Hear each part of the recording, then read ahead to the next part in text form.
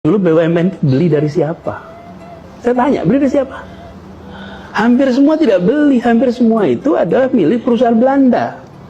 Perusahaan Belanda dinasionalisasi, kemudian asetnya dicatat, pindah menjadi catatan milik BUMN. Sekarang pertanyaan berikutnya, Belanda beli dari siapa tanah itu? Belanda beli dari warga Betawi? Ya enggak ada lah. Belanda datang ke sini dia pakai garis aja sendiri tanah itu. Ini miliknya Belanda. Nah, apa gunanya merdeka ketika tanah itu tidak bisa kembali dimiliki oleh rakyat kita? Benar juga. Coba, apa gunanya kita merdeka? Jadi saya sering sampaikan, jangan kita itu ketika melihat rakyat yang berada di tanah milik negara, lalu memandangnya seperti mereka itu bukan warga negara Indonesia, bukan bagian dari bangsa Indonesia.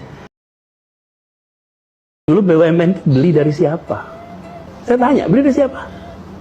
Hampir semua tidak beli, hampir semua itu adalah milik perusahaan Belanda. Perusahaan Belanda dinasionalisasi, kemudian asetnya dicatat, pindah menjadi catatan milik BUMN. Sekarang pertanyaan berikutnya, Belanda beli dari siapa tanah itu? Belanda beli dari warga Betawi? Ya enggak ada lah. Belanda datang ke sini dia pakai garis aja sendiri tanah itu. Ini miliknya Belanda. Nah, apa gunanya merdeka ketika tanah itu tidak bisa kembali dimiliki oleh rakyat kita? Benar juga. Coba, apa gunanya kita merdeka?